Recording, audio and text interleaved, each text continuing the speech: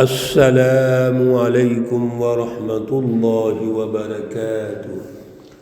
اعوذ باللہ من الشیطان الرجیم، بسم اللہ الرحمن الرحیم۔ وقال الذین کفروا لن نؤمن بهذا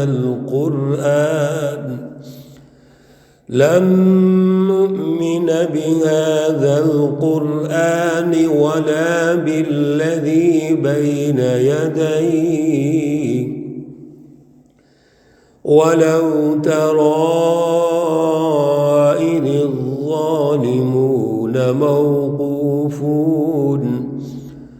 موقوفون عند ربهم يرجع بعضهم إلى بعض القول يقول الذين استضعفوا للذين استكبروا لولا أنتم لكنا مؤمنين۔ صدق اللہ العلی العظیم۔ اللہم صلی علی سیدنا ومولانا محمد النبی الأمی وعلى آلہ واصحابہ وبارک وسلم وصلی علیہ۔ معزز سامعین و سامعات، سورۃ سبا پارہ نمبر 22، آیات مقدسہ نمبر 31، 32 اور 33 ہیں۔ اللہ رب العزت ان آیات کا فہم اور شعور عطا فرمائیں اور عمل کی توفیق اور صلاحیت عطا فرمائیں۔ گزشتہ درس میں حضور اقدس صلی اللہ علیہ وسلم کے حوالے سے یہ بات واضح ہو گئی، اور اس سے پہلے بھی انبیاء علیہم السلام کے حوالے سے کئی دفعہ یہ گزارش ہو چکی ہے کہ اللہ رب العزت انبیاء علیہم السلام اور سچی جماعتوں کی جو تربیت ہے، ٹریننگ ہے، رہنمائی ہے، وہ براہ راست دیتے ہیں۔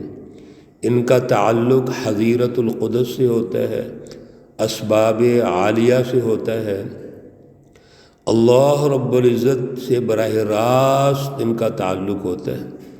اسی لیے مومن اور سچی جماعت جو ہے وہ رہنمائی کے قابل ہوتی ہے، کیونکہ اس رہنمائی کے پیچھے ان کی اپنی کوئی سوچ نہیں ہوتی، اپنا مائنڈ سیٹ نہیں ہوتا، کوئی خواہشات نہیں ہوتی، بلکہ ایک ہی ان کا ہدف ہوتا ہے، وہ اللہ کی رضا ہے۔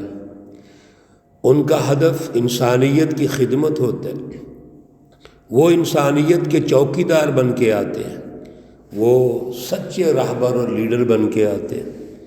ان کے لیے انسانیت میں سب انسان برابر ہوتے ہیں، بلا لحاظ رنگ و نسل، مذہب، خطہ، سب کے لیے سوچتے ہیں۔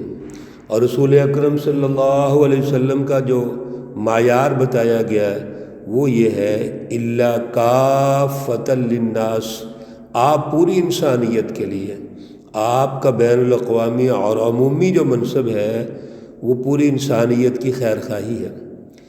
رسول اللہ صلی اللہ علیہ وسلم کو اللہ رب العزت نے تذکیر بالموت وما بعد کا مستقل علم دیا۔ آپ نے آنے والے جتنے بھی حالات ہیں ان سے لوگوں کو ڈرایا ہے، لوگوں کو تنبیہ فرمائی ہے۔ اسی لیے وَيَقُولُونَ مَتَىٰ هَٰذَا الْوَعْدُ، یہ کفار مکہ کہتے تھے کہ وہ وعدہ کب آئے گا۔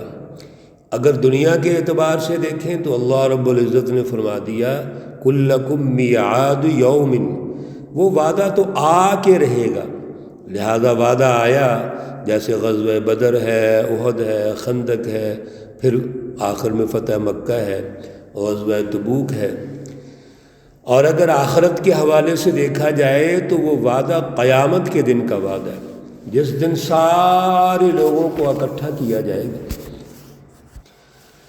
لیکن رسول اللہ صلی اللہ علیہ وسلم کی اس رہنمائی کے باوجود جنہوں نے نہیں ماننا، جن کا مائنڈ سیٹ یہ ہے کہ ہم نہیں مانیں گے، ہم تسلیم نہیں کریں گے، انہوں نے پھر بھی یہی کہا۔ چنانچہ وہ کہتے ہیں وَقَالَ الَّذِينَ كَفَرُوا، کافر کہنے لگے لَن نُؤْمِنَ بِهَذَا الْقُرْآنِ، ہم ہرگز ایمان نہیں لائیں گے اس قرآن پر، نہ صرف اس قرآن پر وَلَا بِالَّذِي بَيْنَ يَدَيْهِ، اس سے پہلے بھی جو کتابیں نازل ہو چکی ہیں ہم ان پر بھی ایمان نہیں لاتے، تورات، زبور، انجیل، ان کو بھی انکار کر دیا۔ یہ سوچ انتہائی خطرناک، لن نؤمن، ہم اس کو ہرگز تسلیم ہی نہیں کرتے۔ تو اس کے پیچھے تو تکبر اور ضد ہے۔ کئی اور دروس میں بھی ماشاءاللہ آپ سن چکے ہیں، اللہ رب العزت کھول کھول کے بیان کرتے ہیں کہ اصل میں ایک مائنڈ سیٹ ہے سرمایہ پرستانہ، ظالمانہ، مافیا، انفرادی اغراض جن پر غالب ہیں، وہ اصل میں اندر سے تسلیم نہیں کرنا چاہتے، ان کے اندر قلب میں شیطان گھسا ہوا ہے۔ چنانچہ انہوں نے یہ دعویٰ کر دیا کہ ہم ہرگز نہ تو قرآن مقدس پہ ایمان لائیں گے اور نہ اس سے پہلے کتب الہامی جو کتب ہیں ان پر ایمان لائیں گے۔ وَلَوْ تَرَىٰ إِذِ الظَّالِمُونَ مَوْقُوفُونَ عِنْدَ رَبِّهِمْ، اللہ رب العزت اس منظر نامے کو یہاں ارشاد فرما رہے ہیں، اور منظر نامے کو بیان کر کے ارشاد فرما کے ہمیں ایک رہنمائی دے رہے ہیں کہ ہر دور کے اندر دو قسم کے مزاج ہیں، مائنڈ سیٹ ہیں۔ ایک وہ ہے جو اللہ کے بندے ہیں، جو اللہ کی پہچان پیدا کروانا چاہتے ہیں، خدا شناسی اور انسان دوستی کا پروگرام رکھتے ہیں۔ ایک وہ ہے جو ظلم کا نظام قائم کرنا چاہتے ہیں، جو اللہ کے اسباب اور وسائل پر قبضہ کر کے انسانی حقوق غصب کرنا چاہتے ہیں، انسانی اقدار پامال کرتے ہیں، سیاسی اور معاشی طور پر انسانوں کو محکوم اور غلام رکھتے ہیں، کمزور بناتے ہیں۔ ایک وہ لوگ ہیں۔ اب یہ جو طبقہ ہے جن کو کمزور بنایا گیا، جن کو غلام رکھا گیا، جن پر ظلم کیا گیا، اس طبقے نے جس نے ظلم کیا ہے، جو کمزور بناتا ہے، لوگ کمزور ہوتے نہیں، ان کو کمزور کرتے ہیں، ان کے وسائل پر قبضہ کر کے ان کو کمزور کر دیتے ہیں۔ ان دونوں کا اللہ کے سامنے ایک مکالمہ ہوتا ہے۔ میرے عزیزو توجہ سے سنیے، اور جب یہ آپ سنیں گے تو آپ کو محسوس ہوگا کہ دور حاضر میں بھی وہی حالات ہیں۔ وَلَوْ تَرَىٰ إِذِ الظَّالِمُونَ، اور آپ دیکھیے جب ظالم لوگ موقوفون عند ربہم، وہ اللہ کے سامنے کھڑے ہوں گے، اللہ کے دربار میں ظالم لوگ کھڑے ہوں گے۔ یرجع بعضهم الی بعض القول، وہ لٹائیں گے، ڈالیں گے اپنی باتوں کو ایک دوسرے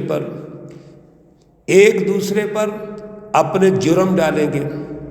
ایک کہے گا جو ظالم طبقہ تھا، وہ کہے گا کہ جو مظلوم طبقے کو کہ آپ کا قصور ہے، اور مظلوم طبقہ کہے گا جن کو غریب اور محکوم رکھا گیا تھا، وہ ان ظالموں سے کہے گا جو ظالم لیڈر بنے ہوئے تھے کہ آپ قصوروار ہیں۔ یقول الذین استضعفوا، کہیں گے وہ لوگ جن کو کمزور سمجھا جاتا ہے، کمزور رکھا گیا ہے، للذین استکبروا، ان لوگوں کو جو متکبر ہیں، جو ظالم حکمران ہیں، جو مافیاز ہیں، ان سے کہیں گے، بڑی بڑی کمپنیاں، بڑے بڑے لیڈر اپنے آپ کو کہنے والے، یہ کمزور لوگ ان متکبرین سے کہیں گے لولا انتم، اگر آپ نہ ہوتے، لکننا مؤمنین، ہم تو ایماندار ہوتے۔ اللہ کے دربار میں یہ کمزور لوگ اپنے لیڈروں سے کہیں گے، سرداروں سے کہیں گے، قائدین سے کہیں گے کہ آپ نے ہمیں ورغلایا، آپ نے ہمیں ایمان سے دور رکھا، ہمیں ہمارے اندر ایمان نہیں آنے دیا۔